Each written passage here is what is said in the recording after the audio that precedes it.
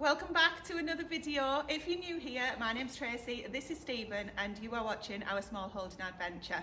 We've recently been asked quite a lot to do a video on our story, so how we got to become smallholders and a whole host of questions around that. So we thought, seeing as though today is our 7th anniversary of moving in here on the smallholding, we'd take a break, sit down, have a cup of coffee and work through some of the questions that we've been asked on Instagram, on Facebook and in general here on YouTube. So we're going to start off with a little bit about ourselves and then just get into the questions. So people are quite curious as to what our previous house or houses have been like in our background and a little bit all around that. Have we done this before, etc, etc. So our last house was not too far from here actually. No, it's about 20 minutes north of us where we are now.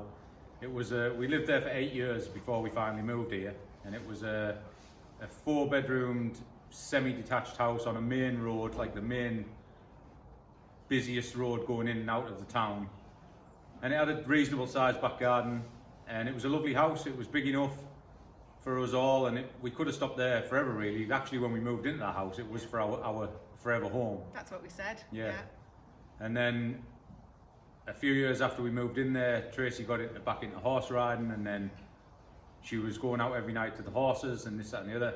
And while she was out, I just started watching like anything on the telly really, just to pass the time, because we didn't have no hobbies, did we really? So hard done too. Yeah.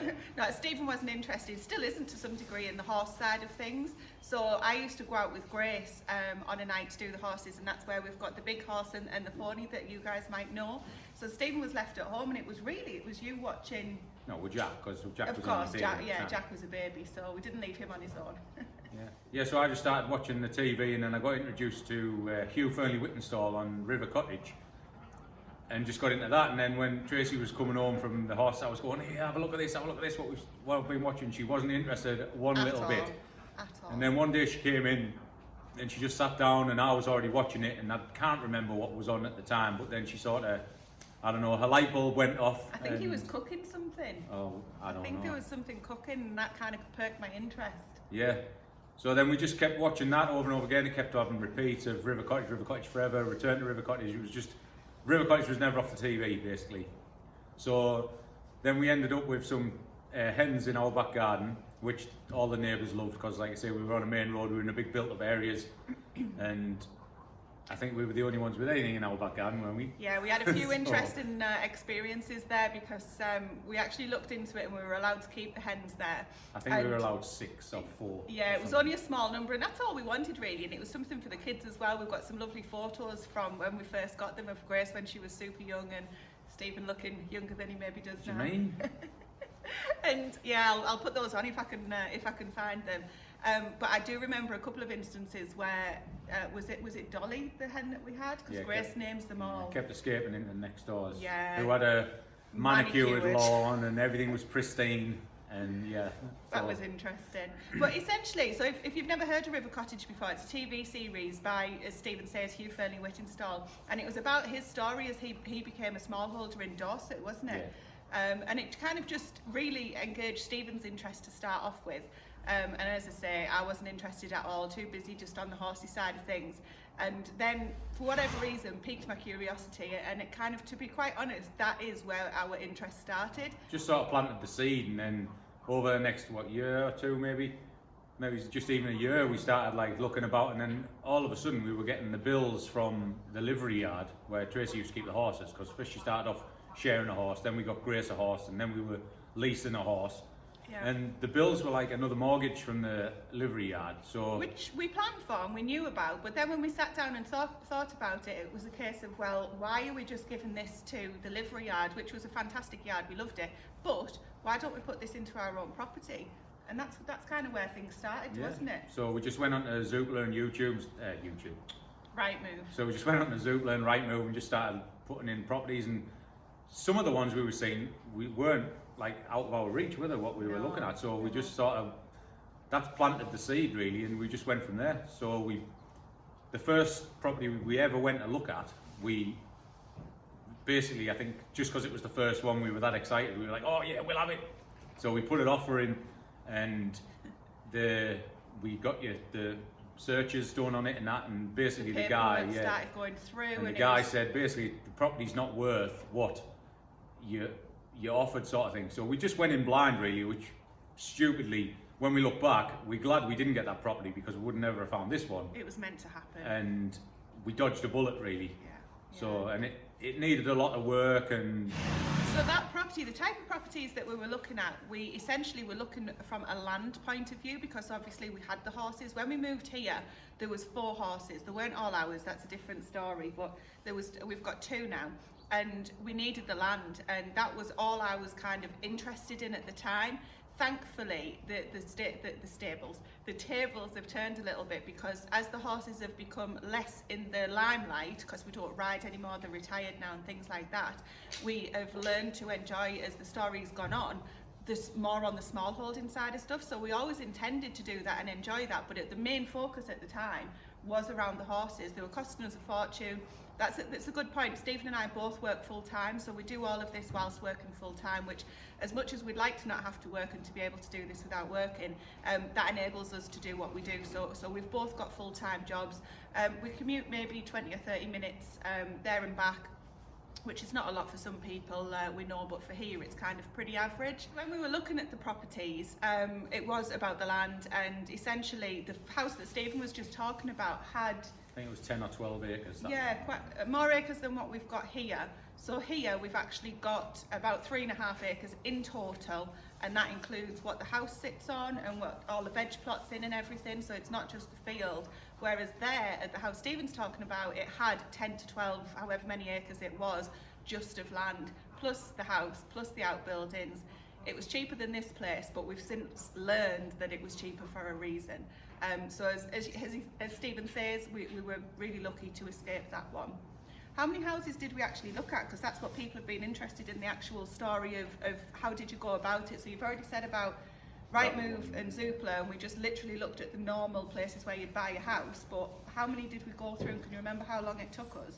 Wait, we were just thinking about this last night, and we actually started looking in the July, and then we put an offer on this place in the September. Yeah. But then we had to be out of our other house on the 27th of November because the people who were buying our other house wanted to move in, but we had nowhere to go because we couldn't get this place till January the 15th. Yeah. So luckily Tracy's uncle was working away at the time, so he offered us his house, which we stayed in there for 7 or 8 weeks before we got the keys to move into this house. But that was a touch and go time as well. Sleepless nights, yeah. Because all the contracts weren't signed for this place, we'd signed our house off, all that was done. So we were basically in limbo for 7 or 8 weeks thinking, oh God, waiting for the contracts to be signed. What if they pull out? They could have just said, we're not going to sell you anymore, and we would have been without a house. Yeah, so that was a few weeks of sleepless nights. But it just shows, though, sometimes it's one of our pieces of advice is, you know, a sensible risk, and in our view that was a sensible risk, because at the end of the day we would have always found a property, we were in a position to be able to, and we did have a plan B in terms of, okay, we'd have to look to rent or something like that if it didn't work out. But I always think it's worth looking at it from a risk point of view. But we did have a few sleepless nights. It was over Christmas as well. And we had our old dog in there. We had the 2 terriers that we've got now. We had a black Labrador who made it here with us. 6 chickens. 6 chickens. Which your dad got in his shed. So they went to live with my parents. My poor parents had literally a garage full of all of our stuff. But we also had it in a lockup, which we soon filled up. And then we took the dogs to my uncle's house, who doesn't have dogs. Even though he wasn't there, you know, it was just, oh my goodness, it was chaotic, crazy times, and we're so thankful for the support that we had during that time, because people really helped us out, didn't they? But going back to the amount of properties we looked at, after putting an offer in on that first one, which we shouldn't have really done, looking back, if for any advice, if anybody's looking, I'd always look at a few now without, it's just, we were that excited, and we were like, oh, we'll just offer, we can afford like that much, we'll just offer that much. But after that one fell through, I think we looked about 8 to 10 properties before we found this place, and this one actually had the least amount of acreage. We dismissed this on paper? Yeah, on paper, on the actual website, we actually dismissed it because of the acreage. Until we came and look at it, and people say, you know it's the house for you the first 10 seconds you walk through the door. Well, we did, didn't we, as soon as we walked in. That's so true. Pete, that's another question, you know, how did you, Deb and Jeff from Australia, you guys have asked, how did we settle on this place? And that was it. Literally, so we walked in the front door, which we don't use very often now. We walked in the front door.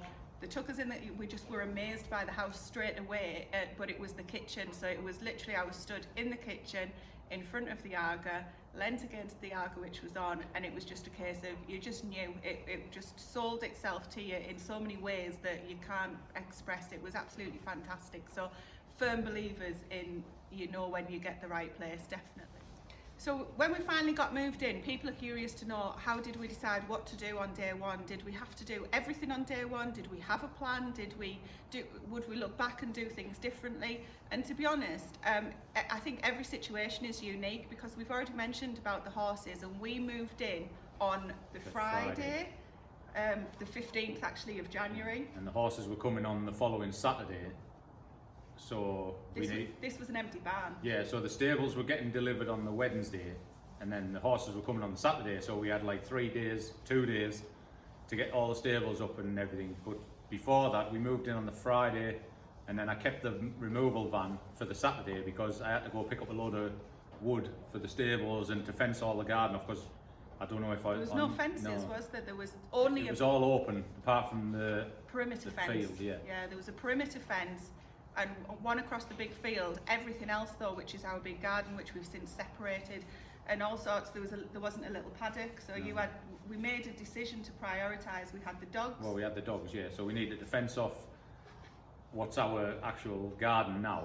So that was on the Saturday, went down to the wood yard, got all the fencing for that and all the backboards for all the stables. So then came home on the Saturday, got that fence up on the Saturday, Sunday. I think we just got on, I think we did from the Saturday to the Wednesday, I think we did got all the beds up and made, got all the furniture in, got that fence up, and I think that was it, wasn't it? Until the Wednesday, and then the stables came on the Wednesday, and then we had 4 12x12 stables to put up, and all the wood, and that was a nightmare from like 5 o'clock in the morning till 11:30 at night. They came flat packed. And actually that was a really interesting point. So something we were so naive to, we live at the end of a long lane, a long single track knit lane, and the stables were getting delivered on an Arctic, not Arctic, on a big truck, which since then we've learned sort of the different sizes that can manage and navigate down the lane, and we are literally at the very end and they can't turn round. And they checked with us something like the day before to say, oh, you are okay for the truck size, aren't you? We had never been exposed to anything like that before, so it was a big learning curve that we had to literally go. This was the day after we moved in, I think it was. We had to walk up to our new neighbours who we had full intentions on meeting, but doing it without having to ask for something, because we actually walked up and asked, didn't we? Who was the main farmer around this area and the main landowner? Yeah, so that's how we get to meet your neighbours. Just knock on his door and ask him to borrow his telehandler to take all the stables off of the wagon. Well, luckily he has a big enough yard from where he is that the wagon could pull into his yard, and he took all the stables off for us and brought them down and just dumped them in our car park so we could work from there. So that was a massive headache, like eased. A relief, wasn't it? Because we suddenly realised there's no way we're going to get these stables delivered. We're then going to have the horses not be able to come, because it was they couldn't go out in the fields at that time. We had no fence in the fields. There was a perimeter fence. No, there wasn't even a fence at the river then, so we literally couldn't turn them out at all. So when he offered to do that, we were like, introduced ourselves, please can you do us a favour? Thankfully he said yes, and we've had such good relationships with all of our neighbours since then. And that is one of the key points. One of the questions that we've been asked is about advice as we go through this, and both Stephen and I are firm believers that it's about the people that you know as well. So we also got introduced to a chap, what we refer to as over the river. We needed to borrow a trailer because we actually don't have a livestock trailer here, and we needed to transport something. We can't remember what, but this chap was anyway. We got to meet him, and since then he's the guy who's provided us with the tup. He's helped us with lambing. We have learned the pigs. Yeah, takes our pigs to the abattoir. And we've learned so much from him, haven't we? And likewise now. We had something happen the other day that we needed to ring him up and check he was okay, and it really is important to get to know people who are like-minded in your situation and who may be able to help, but more importantly vice versa as well, so that it is a two-way thing. So that was a day one for us, and that's learning that we've continued 7 years later, absolutely. So really our main priority when we first moved in here was the dogs and the horses. So that was where we concentrated all our time, on the fencing for the dogs and getting all the stables in ready for the horses. Making everything safe so that we weren't going to lose anything. 'Cause that's another story, the day that the horses escaped. Another thing that people are interested in is how do we plan our areas? How did we plan what goes where? And people worry a little bit around, they find that we're always moving things around, nothing ever has a permanent home. Now, I felt like that when we first moved in, but I think we've learned that that's just the way of the world. Well, yeah, when you have animals, whenever you have animals on ground, they're going to churn it over, and you're going to need to give it a rest now and again. Rotate. Yeah. But as in, where did we plan on putting everything? It all depends, I think, on your property, because we had different sections of a few little wooded areas and a few little spaces which were just sort of dead land. So then we thought, oh well, we could mesh that off and we'll put some chickens there, or we'll put some ducks there, or. But that's like your initial thought, so you do it and then they're there for a while and then you think, oh, maybe that could be better somewhere else or something.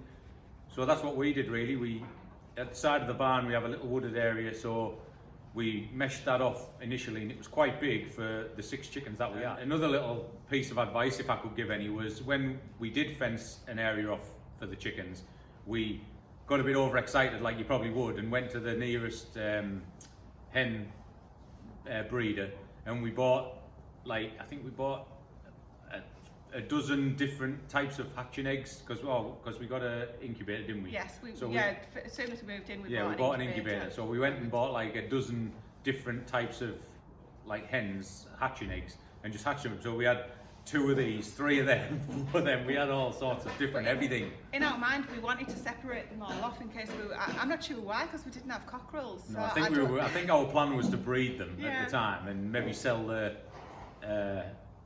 chicks or the eggs or whatever, but that didn't transpire into anything. No, did it didn't. It was a bit much, I think. So we had things dotted all over the place, and then when you're coming out on a morning before work to open up, and you've got 12 to 13 different things to take care of, it's too much. It is too much. And we've learned now to keep it simple. Really, try and keep everything in one place, so you're just feeding one thing, watering one thing, and just keep it simple. Especially if you both work full time as well. If you've got all day to walk around and look after everything, then that's different. Yeah. But for us, this is just our experience, and I think one thing that we did realise early on is that obviously when we're putting fences up, they were very permanent when we first put them up, and some of them have to be. But the ones where you may potentially be moving, it's best to make them more semi-permanent, I would say, because when Stephen puts something up, it's not designed to be taken back down. So we have struggled sometimes when we've wanted to move things round. And we found different materials work best for different styles of fencing and things like that, and that's just whatever works for you.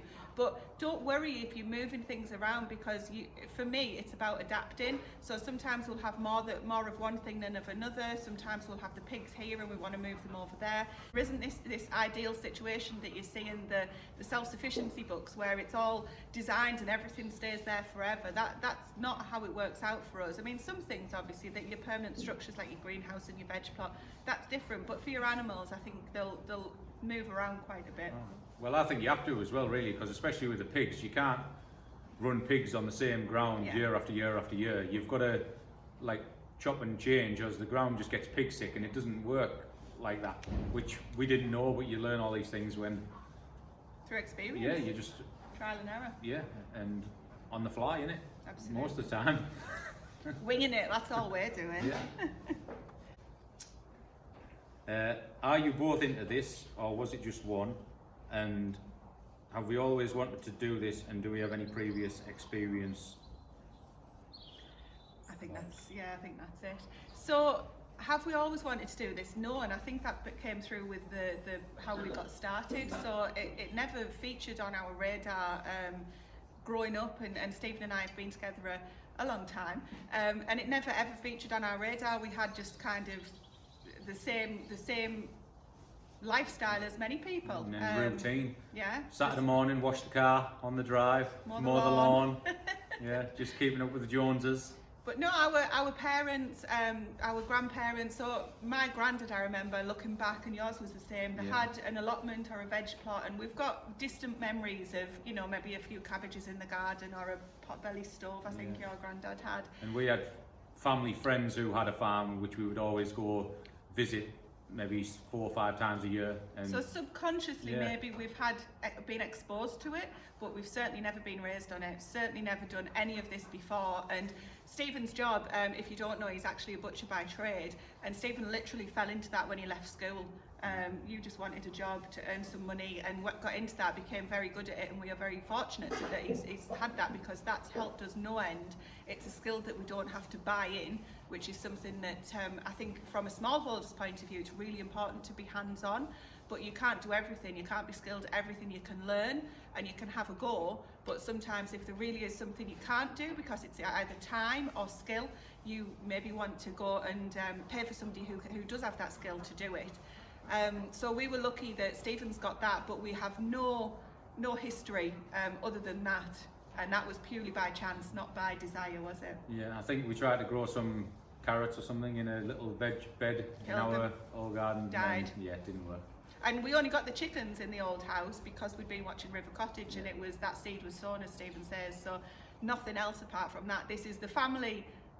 We are like, not the outcasts, that's the totally wrong word, but black sheep, the black sheep. Yeah, we're the ones that are really different. always been known that.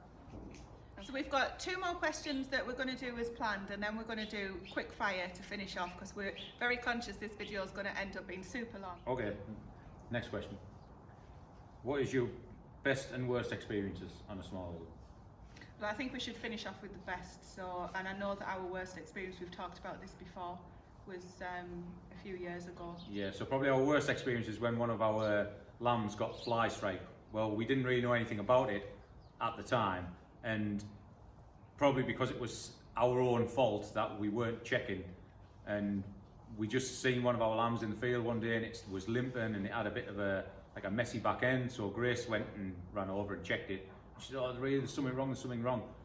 And as we went over and checked it, we looked on its back hind quarter, and it was just, be too graphic. No, but it was just riddled with tiny maggots. I mean, thousands of them, wasn't it? And we were like, oh, So if you don't know, fly strike is a disease or something that when the flies in the heat of summer land on the lamb. They land on if your lamb or your sheep's got a messy back end, that's what you got to keep watching out for. Then the flies land on it and they lay the eggs on it, and then they obviously hatch into maggots, and the maggots just take over the lamb. They bury into the skin, and it's just horrific. And when we seen it, we took the lamb out. We were like disinfecting it, weren't we?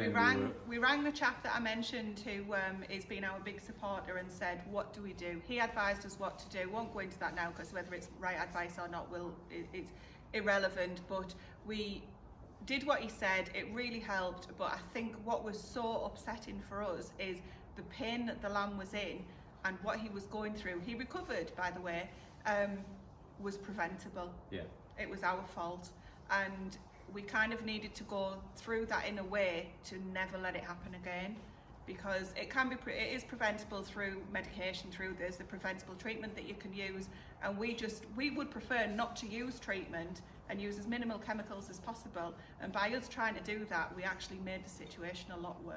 That was something that we dealt with, but when you can prevent it, I think that's when it hits hardest. But the best experience is, man, I've got so many, to be honest. I don't think you can pick one best experience. No, I tell you what, I really enjoy. You see, we've come to life now. Go on. Just anything really, isn't it? When you hatch your first chick, or when you've never done it before, or you pull your first pumpkin out the ground. But it doesn't get old. That's the thing. It doesn't get old. Potatoes, harvesting potatoes, I always say it's like digging for treasure every year. It's super exciting. It doesn't get old. And I'm permanently harping on about this in our house. It's enjoying the little things.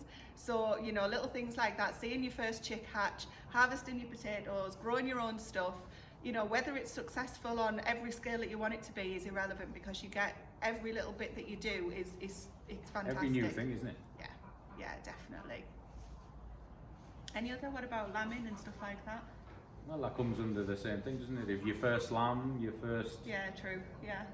like getting the first pigs that time. And I remember when we got our first goose egg, because we had geese at one point. So at the moment on the small holding we've got hens, so we've got 35-ish chickens, something like that, 1 cockerel. We've got the horses, we've got the 7 lambs behind us, there's 4 ewes over in the corner. We had turkeys, which are actually, we're in the process of putting those in the freezer now. Ducks, about 15 ducks. 2 little pygmy goats. Oh yeah, the goats over there, and then obviously the dogs and things. So that's how it stands at the minute.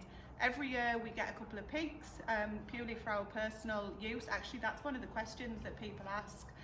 Do we sell our meat?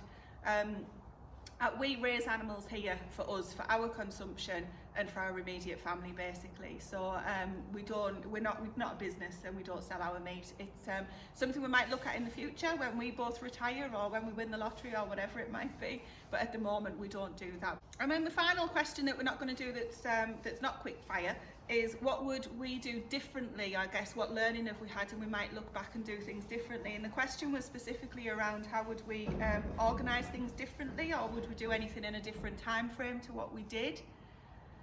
Which is interesting. We got sheep on the very first year. We moved in the January. We had sheep that year, didn't we? Yeah, I can't remember the date we got. We couldn't get things. We were moving at such a fast pace. That's what I'd do differently. If it personally, I'd do differently. I'd take everything a bit slower, because one of the questions is, did you ever get overwhelmed as well? So that might as well bring that into it. But yes was the answer. Like, it was just 5 o'clock in the morning until 11:30 at night, and then you were getting up at 5 o'clock, going to work, coming back straight away, and at 11:30 at night, knocking off straight to bed. And in the end, it just got like just too much, wasn't it? I remember one night, it wasn't long after we moved in, and I was like, what's the matter today? And he was just like, he's like, what are we going to do with all this land? Which is so funny now, because we're like, we need more land now. But then it was, when you go from having a back garden to having land, and then thinking, how are we going to manage it, how are we going to maintain it? It was a bad night for you that night. But on reflection, you were so tired, you'd worked non-stop, you were going to the paid job as well as working here. We had loads of help as well. And I think it just all got too much at one point, didn't it? For like 2 nights, I think it was, or something.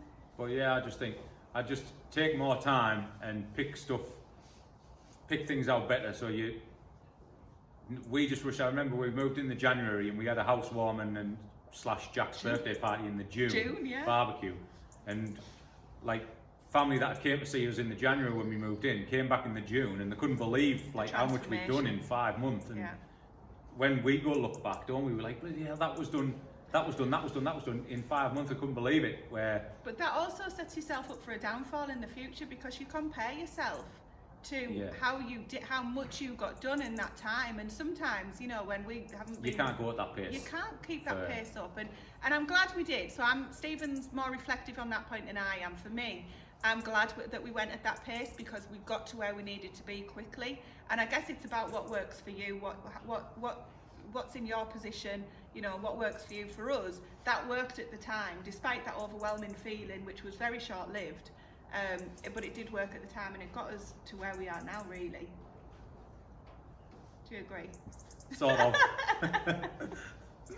Right, we're going to finish off with some quick fire questions then. So we have seen them ahead of time, but we keep forgetting them. So I think there'll be a big shock to us. And I can't read Tracy's writing, so we'll have to dissect it. Let's go. Right. Do we plan on getting more quail? Yes and no. There isn't an answer really, in terms of, we've still got the pens. We enjoyed having them. The reason we lost them was because the rats got them all, which we did a video on. So yes, possibly. And if we did get them, we'd have to, like, again, take our time, think about how we're going to do it, where we're going to do it, so that they were rat-proof. Well, as rat-proof as you can get. Actually, that's one of the worst experiences, rats. But we'll do that on part 2 for the questions we forgot. Are we close to family? Yes. Yeah. 20 minutes in either direction for... We used to live next door to my parents in the old house, and we were literally next door, and we're still 20 minutes away, so we're very family orientated. We might not like go to everyone's houses all the time, but we're very family orientated. And we're also the best neighbours they've ever had. So we'll leave it at that. Next one. What advice would Stephen give on tools? What have you learned?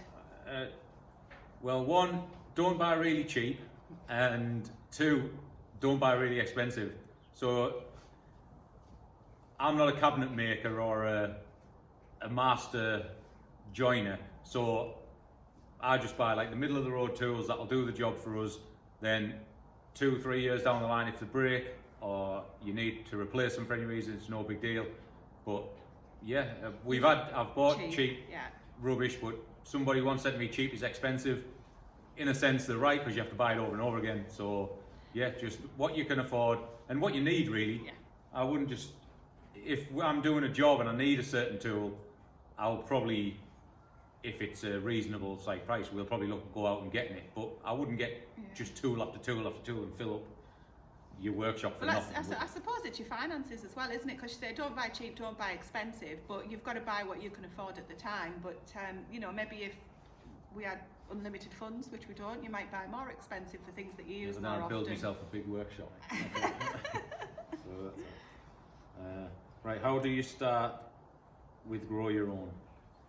So when we moved in here, one of the reasons that we loved this place was that it had a veg plot already, so raised bed veg plot. We've actually increased it over time, and that's a different conversation as well.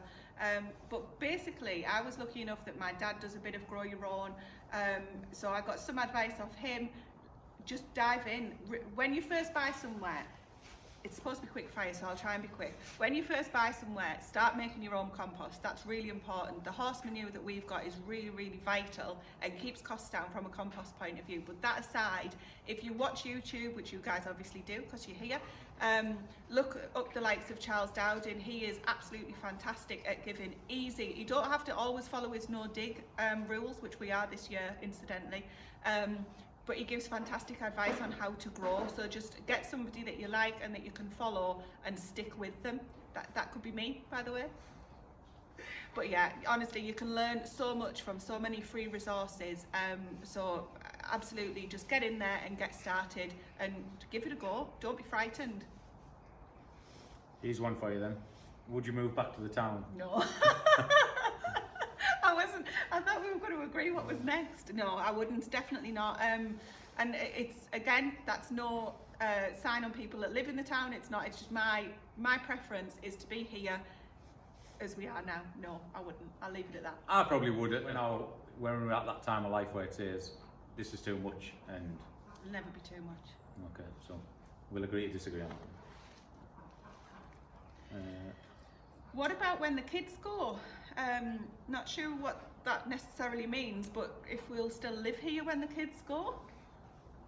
I'm just fantasising about that second until... Yes, we will still live here when the kids go. I mean, our children may go and have families of their own, and they may have children of their own, obviously. They might want to come back here, and I've got no intention of moving just because the kids have left. If we can afford to stay here for as long as we can, there's no better place for kids to grow up, I don't think so. And that's another one actually that people were asking, do the kids benefit from living here? I think Grace does more than Jack. Jack's quite happy at the minute just sitting in his room playing on his computer, which we do try and limit, but getting him outside's a bit of a But I do chore. think, I know that's an everyday thing, but I do think when we look back in 10 or 15 years time, and they will hopefully look back and think they've benefited from it as well. Ask us again in 15 years Take time. them rose tinted glasses off and... Do you fell your own trees? Yeah, well, yeah, we do. We never buy wood. Well, especially logs. We don't never buy logs to burn. Because we use it for heat. Yeah, we had, like I say, at the side of the barn where we put the chickens, that was like quite a wooded area. So what we did, we thinned all the middle out and just left all the outside trees, and all them we seasoned for a year or two, and then we've just felled our big ash tree in the garden, that's probably give us the next 7 years of free heat, really, isn't it? That was for safety reasons, wasn't it? Yeah, it was getting old, it was getting rotten from the middle, so we took the decision last year to take it down, and it was probably the best thing we could have done, really, wasn't it? It was such a hard decision though, because it was such a feature of this place, and clearly was hundreds of years old, that we felt really bad about it, and it was a safety issue as well, because different things, the branches kept coming off. Every year, bigger and bigger branches were falling off. Then underneath where the kids play. Yeah, we put a pool in the little, like a above ground pool in the garden underneath it, and one branch fell off and tore a big hole in the side of it and ripped and dented the whole side of it. So it was a bit like... It would have easily killed somebody if it had landed on. So that was the reality check of taking that one down, which we don't do easily or without you know, we feel it when we do that for such big old trees.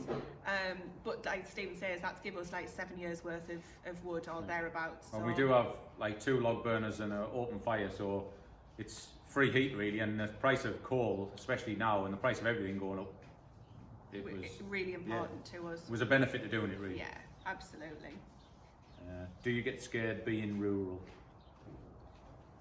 Do you know, when we first moved in, I remember you saying, I don't know how, if it came up in conversation or whatever, that you, when we lived in our old house, you'd almost always be looking over your shoulder if you were doing something out somewhere, or I'm not sure, but here, no, is the short answer. We've had a few dodgy things going on. Yeah, but I think, feel as safe here as anywhere else. I mean, you can walk around here in the pitch black and feel safe. The only thing I won't do is watch a horror movie before we lock up. You wouldn't do lock that up in the first old house. before the horror movies go on. So. You just won't watch a horror movie full stop, let alone before we lock up. Yeah. I think the only So thing that's the best advice. That should go in best advice. Hi. Always lock up before the horror movie goes on. Hello, dear. Are you on the camera? This is Carol. So another quick fire one then. How do we feel about raising and killing our own animals for meat? Just after Carol's been up to say hi. Well, Carol won't be going anywhere, so we can talk about it in front of her. Yeah, obviously again, the first experiences is always the worst. I hate doing it, really, but I always say, like, once they're actually gone, then they're just another carcass hanging up in the fridge, aren't they, after that? It's just the initial killing of them is the worst bit, but So, I never get used to it. But no. yeah. And I've never been around anything that had just lost its life before. Stephen's obviously a butcher, even though he's not in the abattoir, he has been in the abattoir and has experienced and seen all of that before. The kids and I haven't. I'm present at most of the dispatchings that we do. I choose to handle it in my own way, but you don't ever get used to that side of it, and it's not something that's nice, but we have to do it properly. It's really important to us that the animals go through at least stress as possible. No, you don't get used to it, but as Stephen says, once the life is actually gone from the animal, it then just becomes a process that you then follow, because it's what you're working with, and it's when you become used to it. And once it is dressed and hanging in the fridge, you look at it more of like, oh god, the possibilities, and like, how long is that going to last us, and well, we'll do this with and it, you're we'll proud. do that with it. Once it's done, you're proud of doing it properly, and you're proud of what's being produced, and that doesn't resonate with everybody, and that's perfectly fine. But no, we don't get used to the feeling, but yes, we are used to doing it now. Do you need lots of startup funds? No, we had nothing. We had no savings. No. We had. I mean, we've got a mortgage. Yeah, we do have a mortgage, but the first house we bought, we were lucky. We bought it at the right time, sold it at the right time, so we made a little bit of money on that. We do have a big mortgage, but we don't have any other bills, and we try and keep it like that. So Yeah, absolutely. as long as we can pay the mortgage. There's been times when, you know, we've been through different things financially, and there's been times now when Stephen broke his back last year and he had the bright idea of, oh, I'm watching all this telly because I'm laid in bed all the time, let's go and buy this, and it was like, no, we're not going to go and spend money on things and get credit and stuff like that, because being there, done that, we're not going back there as part of this journey. So you don't need masses of funds to get started. If you can afford to buy your place and run it on the basics, then you can just take it at whatever pace you can after that. But again, every You don't have to have a herd of 100 sheep, and you don't have to have 100 chickens, do you? You can just have a small scale. That's another thing what we're trying to do this year as well, is to cut back a lot on numbers and what we keep, just because of the price of feed and everything's just going up. So we're going to have a big cutback this year as well. Definitely, yeah. And I think sometimes just on those lines, it's good to have a bit of a contingency. You know, be prepared to downsize, or to if feed prices go up, what if you can't afford the feed or you don't want to, what would you do? So we're having to think about that. That'll be on the next Smallholding video actually.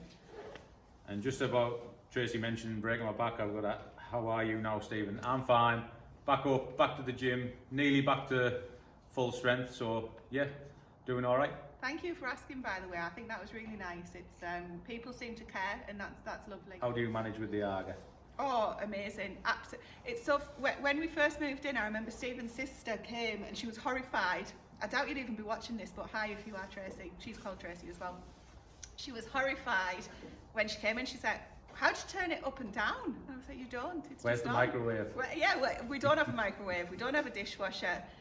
But the Arga specifically is just, she's always on. So it's we've got an oil-fired, what was it, 1945-ish? Yeah, something like that. Special edition, whatever it is. It came with the house. That is one thing, as I mentioned earlier, that really sold it to us. We will never be getting rid of her. They are very basic Argas in that thankfully they're easy to fix. Easy because Stephen does it, not me. And yeah, it's oil-fired. It heats the kitchen. And it's not attached to the water, is it? Where a lot of people ask us if we've got a back boiler on the Arga, but that doesn't do the water. It does use a heck of a lot of oil, so at the moment it is a luxury because the price of oil is through the roof. But cooking on it is the easiest thing I've ever done. I would never be without it now. I love it. So something that people seem to ask in different forms is that Stephen seems to be able to make things from any bits of wood and stuff that he's lying around. And is this a skill that somebody taught him, or how do you? How did you get to be able to do that? I don't know if you know. I don't know really. Well, I've always done our own DIY and decorating, I think. Maybe one, because I'm cheap and I don't want to pay anybody to do it, but also some of the jobs we have had done, paid jobs in the past, you end up looking at them and think, oh, I should have done it myself, or, well, that's one thing we did about this place, didn't we? When we first moved in, we didn't have time to fence off the riverbank, so we had to pay somebody to come in and do it. And no, I'd rather do stuff myself. So we had very little experience with contractors before that, and that was an eye opener. Literally, we put our hand on the fence, and the what's it called? The rails. The rail just came off, and we got in touch with him. He said, "Oh, sorry, it was a temporary. I forgot to put the final nails or screws in or whatever," and it was just terrible. But you've self-taught. Yeah, I just look at stuff, and if Tracy says, "Oh," well, mainly it's Tracy saying, "Oh, I wouldn't mind this or I wouldn't mind that." So then I Pinterest or YouTube or Google, and then I just get my ideas from there really, and then you just make it to suit yourself, don't you? I think we're both naturally hands-on though as well, which is so you just get in there and have a go, don't you? Yeah, don't mind getting dirty. Yeah. So. Yeah. So finishing off with.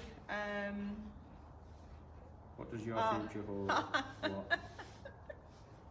Just before we finish off, we're just looking for what questions we finish off on. Now he's thinking, what's she going to say? I don't see any question either that I haven't answered. There is a question. Where is it? Are we going to get any more naked butcher videos?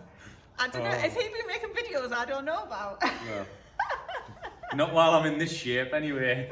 It made me laugh. We often chat with people on Instagram who get in touch with us, and that's the best way, by the way, if you don't leave a comment if you want to get in touch on Instagram. And they were laughing. It was another couple, and she was laughing, saying that no, it was the chap was messaging, asking questions, and he put in brackets at the end, PS, we want more naked butcher videos, or words to that effect, and it tickled both of us. So when's your next outing? Oh, maybe June, when I've lost a bit of weight. I'm still carrying some injured in bed weight. So. And just before we move on to the final thing, that is another thing some people ask as well. Where's Stephen? What have you done with him? I tend to have my phone with me more and pick up the phone and start videoing and plan out more of the YouTubes around things that I'm doing. It doesn't come as naturally to you to pick your phone up and start talking to it, does it? So I'm the type, if I have an idea, I'll go out and do it, and then she'll go, oh, you should have did a video of that, and I'll be like, oh, sorry, but it's done.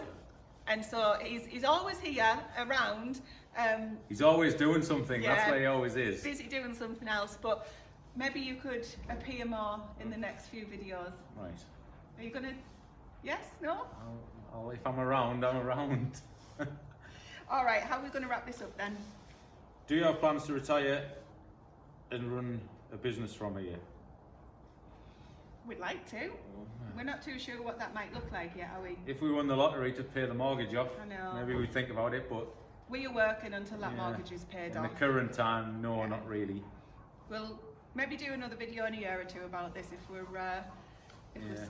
still working. Let you know. Any quick advice to new starters? Just go for it, really. Yeah, we've covered that really, haven't we? A lot with the veg plot and house hunting, and you'll get a feel for it. Just look trust for what you yourself, can yeah. afford and go for it. Yeah. I mean, always remember a story Tracy's dad told us about. They looked at a farm years ago, about 40 years ago or something, didn't they? And Yeah. they always thought, especially a dad, like, could we afford it? Could we afford it? And then now he thinks, God, we could have afforded it, so we wish we'd have done that. But if you don't try, yeah, you never know. If you know, it goes back to risk. It's And I'm more risk averse Averse. than Tracy is, by the way. She'll come up with all sorts of stuff and I'll just go, that's Yeah. right. Just I'm no. often floating away with my head in the clouds. Yeah, and Stephen I've has just got gotta keep his going like that and bringing keeps her his back feet down. on the ground, and occasionally I'll lift you up a little bit, and he pulls me back to earth a little bit, and that's a good balance, really. I think if we were both like me, God knows where we'd be now. We'd be skinned. But if we were both like Stephen, we'd probably not have even bought our first house. We so... still be living with our parents. So there's Easy life. wouldn't your mum would have kicked you out? And I think that's it, really. It's wrapping up now around There was one more. what do we want, What do you want out of from 2023? and what does your future hold? This year, for me personally, it's really important. I sometimes try and conquer too much, take too much on, spread myself too thin. Stephen reminds me. And this year we want to scale back our growing. So there's actually a video coming out that's going to talk about that, and concentrate on what we got originally with the house instead of the additional land that we've tried to grow on.